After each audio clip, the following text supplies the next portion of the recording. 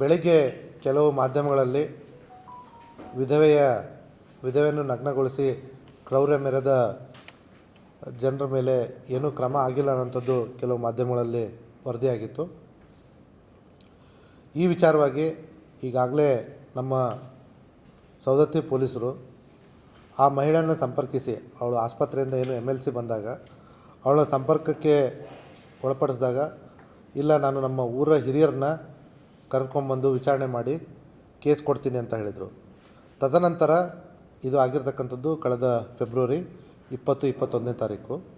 21ನೇ ತಾರೀಕಿಗೆ ನಮ್ಮ ಪೊಲೀಸರು ಧಾರವಾಡದಲ್ಲಿರ್ತಕ್ಕಂಥ ಆಸ್ಪತ್ರೆಗೆ ಭೇಟಿ ನೀಡಿ ಅವಳ ಹೇಳಿಕೆಯನ್ನು ಪಡೆದುಕೊಳ್ಳಿಕ್ಕೆ ಹೋದಾಗ ನಮ್ಮ ಊರ ಹಿರಿಯರನ್ನ ಸಂಪರ್ಕಿಸಿ ನಾನು ಹೇಳ್ತೀನಿ ಅಂತ ಹೇಳಿದರು. ತದನಂತರ 10 ದಿನಗಳ ನಂತರ ಮಹಿಳೆ ಬಂದುಬಿಟ್ಟು ಈ ರೀತಿ ಆಗಿದೆ ಅಂತ ಹೇಳಿದಾಗ, ಆಯ್ತಮ್ಮ ನೀವು ಕಂಪ್ಲೇಂಟ್ ಕೊಡಿ ಅಂತ ಹೇಳಿದಾಗ, ಇಲ್ಲ ನಾನು ನನ್ನ ಲಾಯರ್ನ ಕರ್ಕೊಂಬರ್ತೀನಿ ಅಂತ ಹೋದವರು ಮತ್ತೆ ತಿರುಗಿ ಪೊಲೀಸ್ ಠಾಣೆಗೆ ಬಂದಿರಲಿಲ್ಲ. ಈ ಎಲ್ಲ ಮಾಹಿತಿಯನ್ನು ನಮ್ಮ ಪೊಲೀಸರು ತಮ್ಮ ದಿನನಿತ್ಯದ ಡೈರಿಯಲ್ಲಿ ಉಲ್ಲೇಖಿಸಿ ಕ್ರಮ ತೆಗೆದುಕೊಂಡಿದ್ದಾರೆ. ಇದ್ರ ಜೊತೆಗೆ ಇದು ಇಷ್ಟಕ್ಕೆ ಆಗಿರ್ತಕ್ಕಂಥ ವಿಚಾರ ಅಲ್ಲ.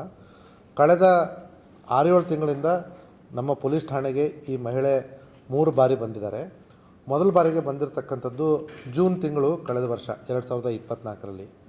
ಆ ಒಂದು ಸಂದರ್ಭದಲ್ಲಿ ಇವರ ಕುಟುಂಬದ ಒಟ್ಟು ಆಸ್ತಿ ವಿಚಾರವಾಗಿ ಇವ್ರ ನಡುವೆ ವ್ಯಾಜ್ಯ ನಡೀತಾ ಇದೆ. ಜೂನಲ್ಲಿ ಬಂದಾಗ ಈ ಮಹಿಳೆ ಅಂದರೆ ಈ ಮಹಿಳೆಯ ಗಂಡ ಮತ್ತು ಗಂಡನ ಸಹೋದರಿಯರು ಇವರ ಹೆಸರಲ್ಲಿ 5 ಎಕರೆ ಜಾಗ ಇದ್ದು, ಅದು ಜಂಟಿ ಖಾತೆ ಇರೋದರಿಂದ ಈ ಗಂಡನ ತಂಗಿಯ ಕಡೆಯವರಿಗೆ ಅದನ್ನು ಗೇಣಿ ಮಾಡಲಿಕ್ಕೆ ಕೊಟ್ಟಿರ್ತಾರೆ. ಆ ಸಂದರ್ಭದಲ್ಲಿ ಈ ಮಹಿಳೆ ಅಲ್ಲಿ ಹೋಗಿ ತಗಾದೆ ತೆಗೆದಾಗ ಆ ಸಂದರ್ಭದಲ್ಲಿ ಅಲ್ಲಿರ್ತಕ್ಕಂಥ ಒಬ್ಬ ರೈತ ಏನು ಗೇಣಿ ಮಾಡಲಿಕ್ಕೆ ಕೊಟ್ಟಿದ್ದರು, ಅವನು ಮತ್ತು ಗೇಣಿ ಮಾಡಲಿಕ್ಕೆ ಕೊಟ್ಟಿರ್ತಕ್ಕಂಥ ಗಂಡನ ಸಹೋದರಿಯರು ಇವರು ನನ್ನ ಮೇಲೆ ಹಲ್ಲೆ ಮಾಡಿದ್ದಾರೆ ಅಂತ ಹೇಳಿಬಿಟ್ಟು ಒಂದು ಪ್ರಕರಣವನ್ನು ಕೊಟ್ಟಿದ್ದರು. ಆ ಪ್ರಕರಣವನ್ನು ನಮ್ಮ ಪೊಲೀಸರು ತಕ್ಷಣ ದಾಖಲು ಮಾಡಿಕೊಂಡು ಅದರಲ್ಲಿ ಆರೋಪಿಗಳ ಮೇಲೆ ಆಲ್ರೆಡಿ ಚಾರ್ಜ್ ಶೀಟನ್ನು ಕೂಡ ಸಲ್ಲಿಸಿದ್ದಾರೆ. ಮತ್ತೆ ಜನವರಿ 11ನೇ ತಾರೀಕು ಬಂದು 15 ದಿವಸದ ಕೆಳಗಡೆ ಅಂದರೆ ಡಿಸೆಂಬರಲ್ಲಿ ನನ್ನ ಮೇಲೆ ಈ ರೈತ ಹಲ್ಲೆ ಮಾಡಿದ್ದಾನೆ, ಯಲ್ಲಪ್ಪ ಗೌಡ ಅನ್ನೋಂಥ ರೈತ ಹಲ್ಲೆ ಮಾಡಿದ್ದಾನೆ ಅಂತ ಮತ್ತೊಂದು ಪ್ರಕರಣವನ್ನು ಕೊಡ್ತಾರೆ. ಆ ಪ್ರಕರಣ ಕೂಡ ಪೊಲೀಸರು ದಾಖಲು ಮಾಡಿಕೊಂಡ್ರು. ಈ ಒಂದು 2ನೇ ಪ್ರಕರಣದಲ್ಲಿ 4 ಎಕರೆ 35 ಗುಂಟೆ ಜಮೀನು ವಿಚಾರವಾಗಿ ವ್ಯಾಜ್ಯ ಆಗಿರ್ತಕ್ಕಂಥದ್ದು. ಆ 4 ಎಕರೆ 35 ಗುಂಟೆ ಕ್ಲಿಯರಾಗಿ ಇವರ ಗಂಡನ ಸಹೋದರಿ ಅಂದರೆ ನಾದಿನಿ ಹೆಸರಲ್ಲಿ ಇದೆ. ಸೊ ಈ ಮಹಿಳೆಗೆ ನೀನು ಯಾಕಮ್ಮ ಅಲ್ಲೇ ಹೋದೆ ಅಂತ ಕೇಳಿದಾಗೆಲ್ಲ ಅದರಲ್ಲೂ ನನಗೆ ಪಾಲು ಬರಬೇಕು ಅಂತ ಹೇಳಿದಾಗ ನಮ್ಮ ಪೊಲೀಸರು ಅವರಿಗೆ ಹೇಳಿದ್ದಾರೆ, ಈ ವಿಚಾರವಾಗಿ ನೀವು ಕೋರ್ಟಲ್ಲಿ ಬಗೆಹರಿಸ್ಕೋಬೇಕೇ ಹೊರತು ಈಗ ಆಲ್ರೆಡಿ ಅವ್ರ ಹೆಸರಲ್ಲಿರೋದ್ರಿಂದ ಅವರು ಅದನ್ನು ಬೇರೆಯವರಿಗೆ ಗೇಣಿ ಮಾಡಲಿಕ್ಕೆ ಕೊಟ್ಟರೆ ನೀವು ಅಲ್ಲಿ ಹೋಗಿ ತಗಾದೆ ಮಾಡಬಾರ್ದು ಅಂತ ಹೇಳಿಬಿಟ್ಟು ಅವರಿಗೆ ತಿಳುವಳಿಕೆ ಹೇಳಿ ಕಳಿಸಿದ್ರು. ಜೊತೆಗೆ ಅವ್ರು ಕೊಟ್ಟಿರ್ತಕ್ಕಂಥ ಕಂಪ್ಲೇಂಟನ್ನು ತೆಗೆದುಕೊಂಡು ಆ ಒಬ್ಬ ರೈತನ ಮೇಲೆ ಕೂಡ ಒಂದು ಮಹಿಳೆ ಮಾನಭಂಗ ಮಾಡಿರೋದಕ್ಕೆ ಒಂದು ಪ್ರಕರಣವನ್ನು ದಾಖಲು ಮಾಡಿಕೊಂಡಿದ್ರು. ಆ ಸಂದರ್ಭದಲ್ಲಿ ಅಲ್ಲಿ ಇರ್ತಕ್ಕಂಥ ಕೆಲವೊಂದಿಷ್ಟು ಜನರನ್ನು ಕೇಳಿದಾಗ ಈ ರೀತಿ ಯಾವುದೇ ಮಾನಭಂಗಕ್ಕೆ ಪ್ರಯತ್ನ ಆಗಿರೋದಿಲ್ಲ, ಜೊತೆಗೆ ಅವ್ರ ನಡುವೆ ವಾದ ವಿವಾದ ಆಗಿರೋದು ನಿಜ. ಈ ವ್ಯಕ್ತಿ ನಿಮ್ಮದು ಏನೇ ವಿಚಾರ ಇದ್ದರೂ ನೀವು ಹೋಗ್ಬಿಟ್ಟು ಒಂದೋ ಕೋರ್ಟಲ್ಲಿ ಕೇಳ್ಕೊಳ್ಳಿ, ಅಥವಾ ನನಗೆ ಗೇಣಿ ಯಾರು ಕೊಟ್ಟಿದ್ದಾರೆ ನಿನ್ನ ಗಂಡನ ಸಹೋದರ ನಾದಿನಿಯರು ಅವ್ರಿಗೆ ಕೇಳಿ ಅಂತ ಹೇಳಿರೋದು ನಿಜ ಅಂತ ಹೇಳಿ ಸಾಕ್ಷಿಗಳು ನುಡಿದಿದ್ದರಿಂದ, ಮತ್ತು ಇವರು ಹೇಳಿರ್ತಕ್ಕಂಥ ಕಂಪ್ಲೇಂಟಿಗೆ ಪೂರ್ವವಾಗಿ ಅಲ್ಲಿ ಯಾವುದೇ ಸಾಕ್ಷ್ಯಾಧಾರಗಳು ಲಭ್ಯ ಇರದಿರೋದ್ರಿಂದ ಆ ವ್ಯಕ್ತಿಯನ್ನು ನಾವು ಇನ್ನೂ ಚಾರ್ಜ್ ಶೀಟು ಮಾಡಿರೋದಿಲ್ಲ. ಇದೇ ವಿಚಾರವಾಗಿ ನಮ್ಮ ಪೊಲೀಸರು ಆಲ್ರೆಡಿ ವಾರ್ನ್ ಮಾಡಿದ ಮೇಲೂ ಕೂಡ ಈ ಕಳೆದ ತಿಂಗಳು ಫೆಬ್ರವರಿ 20ನೇ ತಾರೀಕು ಈ ಮಹಿಳೆ ಮತ್ತೆ ಅದೇ ಜಮೀನಿಗೆ ಹೋಗ್ತಾರೆ. ಅಲ್ಲಿ ಗಲಾಟೆ ಆಗಿರ್ತಕ್ಕಂಥ ಸಂದರ್ಭದಲ್ಲಿ ಮಹಿಳೆ ಮತ್ತು ಇನ್ನೊಂದು ಗುಂಪಿನ ಮಹಿಳೆಯರು 112ಗೆ ಕರೆ ಮಾಡ್ತಾರೆ. ತಕ್ಷಣ ತಾವು ಕೂಡ ವಿಡಿಯೋದಲ್ಲಿ ನೋಡಿದರೆ ನಮ್ಮ ಪೊಲೀಸರು ಅಲ್ಲಿ ಸ್ಥಳದಲ್ಲೇ ಇರ್ತಾರೆ. ಆ ಸಂದರ್ಭದಲ್ಲಿ ಅಲ್ಲಿ ಹೋದಾಗ ಅವರಿಬ್ಬರನ್ನೂ ಸಮಾಧಾನಪಡಿಸಿ ಪೊಲೀಸ್ ಠಾಣೆಗೆ ಬರಲಿಕ್ಕೆ ಹೇಳ್ತಾರೆ. ಒಂದು ತಂಡದವರು ಪೊಲೀಸ್ ಠಾಣೆಗೆ ಬರ್ತಾರೆ. ಈ ಮಹಿಳೆ ನಾನು ಆಸ್ಪತ್ರೆಗೆ ಹೋಗಿ ಆಮೇಲೆ ಬರ್ತೀನಿ ಅಂಥೇಳಿ ಮೊದಲು ಸವದತ್ತಿ CHC ಆಸ್ಪತ್ರೆಗೆ ಹೋಗ್ತಾರೆ. ಅಲ್ಲಿಂದ ಮುಂದೆ ಧಾರವಾಡ ಆಸ್ಪತ್ರೆಗೆ ಹೋಗಿರ್ತಾರೆ. ಸೊ ಎರಡೂ ಕಡೆಯಿಂದ ನಮ್ಮ ಠಾಣೆಗೆ MLC ಬಂದಿರುತ್ತೆ. ಆ ಸಂದರ್ಭದಲ್ಲಿ ಆಲ್ರೆಡಿ ಮಹಿಳೆ ಧಾರವಾಡದಲ್ಲಿ ಇದ್ದಿದ್ದರಿಂದ ಅಲ್ಲಿ ಹೋಗಿ ನೋಡಲಾಗಿ ಮಹಿಳೆ ನಾನು ನಮ್ಮ ಹಿರಿಯರನ್ನ ಕೇಳ್ಕೊಂಡು ಬಂದು ನಾನು ನಿಮಗೆ ಕಂಪ್ಲೇಂಟ್ ಕೊಡ್ತೀನಿ ಅಂತ ಹೇಳಿದವರು 10 ದಿನದ ನಂತರ ಬಂದು ಕೂಡ ಮತ್ತೆ ನಾನು ಲಾಯರ್ನ ಕರ್ಕೊಂಬರ್ತೀನಿ ಅಂತ ಹೇಳಿರುವಂಥದ್ದು ನಮ್ಮ ಇಲ್ಲಿವರೆಗಿನ ವಿಚಾರಣೆಯಲ್ಲಿ ಕಂಡು ಬಂದಿರತಕ್ಕಂಥದ್ದು. ಆದರೆ ಈ ಮಹಿಳೆ ಇಲ್ಲಿವರೆಗೂ ಕೂಡ ನಮ್ಮ ಪೊಲೀಸ್ ಠಾಣೆಗೆ ಯಾವುದೇ ಒಂದು ಕಂಪ್ಲೇಂಟನ್ನು ಕೊಟ್ಟಿರೋದಿಲ್ಲ.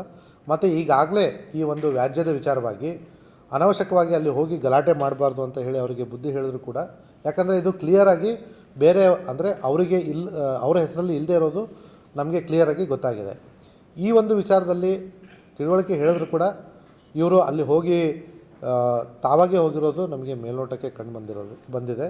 ಮತ್ತು ಆ ಸಂದರ್ಭದಲ್ಲಿ ಪೊಲೀಸರು ಅಲ್ಲೇ ಇದ್ದರು. ಆ ಸಂದರ್ಭದಲ್ಲಿ ಮಹಿಳೆಯರ ಬಟ್ಟೆ ಹರಿದಿರುವಂಥದ್ದು ನಮ್ಮ ಪೊಲೀಸರಿಗೆ ಕಂಡಿರೋದಿಲ್ಲ.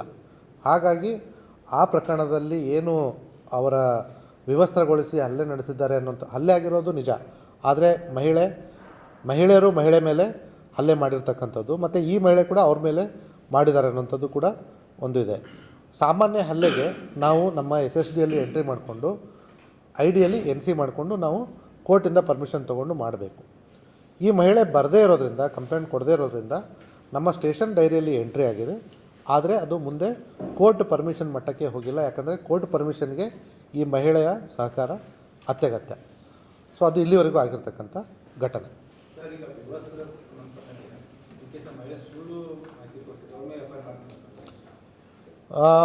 ಅದನ್ನು ಈಗ ಫಸ್ಟ್ ಆಫ್ ಆಲ್ ಇದರಿಂದ ತೊಂದರೆ ಆಗಿರ್ತಕ್ಕಂಥವ್ರು ಯಾರು? ಅವಳು ಮಹಿಳೆ ವಿವಸ್ತ್ರಗೊಳಿಸಿ ನಾವು ಯಾರಿಗಾದರೂ ಅವ್ರ ಮೇಲೆ ಕಂಪ್ಲೇಂಟ್ ದಾಖಲು ಮಾಡಿಕೊಂಡು ಅವ್ರಿಗೆ ತೊಂದರೆ ಆಗಿದ್ದರೆ ಅವರು ಬಾಧಿತರಾದವರು ಕಂಪ್ಲೇಂಟ್ ಕೊಟ್ಟರೆ ನಾವು FIR ಮಾಡ್ಕೋಬೇಕಾಗುತ್ತೆ.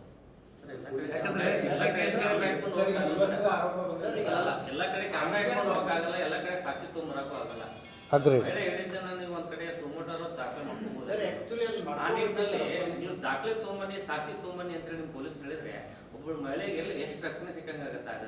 ನಾನು ಅದಕ್ಕೆ ಹೇಳಿದೆ, 112ಕ್ಕೆ ಕರೆ ಬಂದಾಗ ನಮ್ಮ ಪೊಲೀಸರು ಸ್ಥಳದಲ್ಲಿಯೇ ಹೋಗಿದ್ದಾರೆ. ಆ ಸಂದರ್ಭದಲ್ಲಿ ಮಹಿಳೆಯ ವಸ್ತ್ರ ಏನೂ ಆಗಿರಲಿಲ್ಲ. ತದನಂತರ ಅವರು ಈ ರೀತಿ ಹೇಳಿಕೆಯನ್ನು ಕೊಟ್ಟಿದ್ದಾರೆ.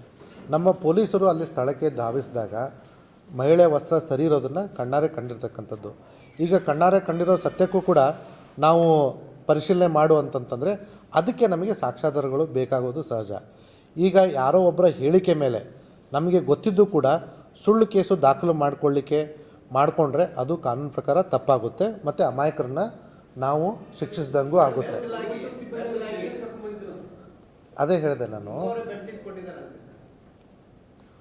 ಈಗ ಅಲ್ಲಿ ಏನಾಗಿದೆ ಅನ್ನೋಂಥದ್ದನ್ನು ನಮ್ಮ ಪೊಲೀಸರು ನಮಗೆ ಏನು ಹೇಳಿದ್ದಾರೆ ಅದ್ರ ಬಗ್ಗೆ ನಾನು ಹೇಳ್ತಾ ಇದ್ದೇನೆ. ಈಗ ಇಷ್ಟು ಮೀರಿ ಮಹಿಳೆಯರು ಅವ್ರನ್ನ ವಿವಸ್ತ್ರಗೊಳಿಸಿದರೆ ಅವರು ರಿಟರ್ನ್ ಕಂಪ್ಲೇಂಟ್ ಕೊಡಬೇಕಾಗಿತ್ತು.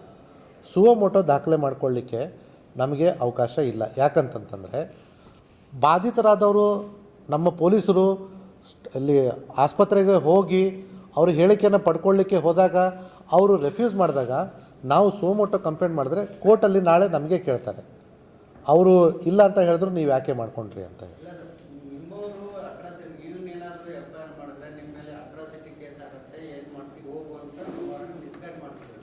ಇಲ್ಲಿ ಒಂದೇ ಕುಟುಂಬದವರಿದ್ದಾಗ ಅಟ್ರಾಸಿಟಿ ಅನ್ನೋಂಥದ್ದು ಅಲ್ಲಿ ಪ್ರಶ್ನೆ ಬರಲ್ಲ.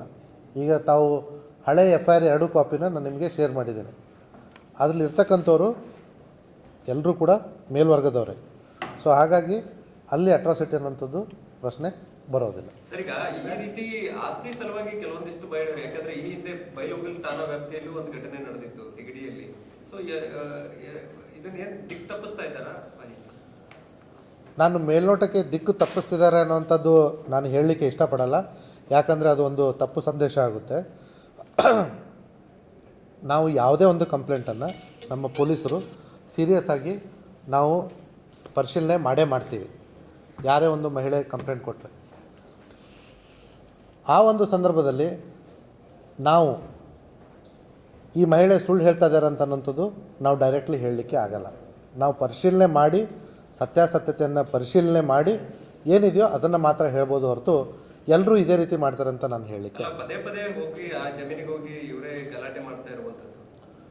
ಈ ಜಮೀನು ಅವ್ರ ಹೆಸರಲ್ಲಿ ಇರದೇ ಇರೋದು ನಿಜ. ಈ ರೀತಿ ಮುಂಚೆ ಗಲಾಟೆ ಆದಾಗ ಪೊಲೀಸರು ಅವ್ರನ್ನ ಕರೆದು ಅವ್ರ ಕಂಪ್ಲೇಂಟ್ ತೊಗೊಂಡಿರೋದು ನಿಜ. ಜೊತೆಗೆ ಈ ವ್ಯಾಜ್ಯ ಕೋರ್ಟಲ್ಲಿ ಬಗೆಹರಿಯೋವರೆಗೂ ಅಥವಾ ನಿಮ್ಮ ನಡುವೆ ಬಗೆಹರಿಯೋವರೆಗೂ ಅಲ್ಲಿ ಹೋಗಬೇಡ ಅಂತ ಹೇಳಿ ಹೇಳಿರೋದು ನಿಜ. ಇಷ್ಟೆಲ್ಲವನ್ನು ಪೊಲೀಸರು ಆಲ್ರೆಡಿ ಮಾಡಿದ್ದಾರೆ.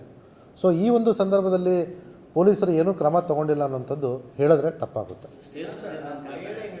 ಇಲ್ಲ,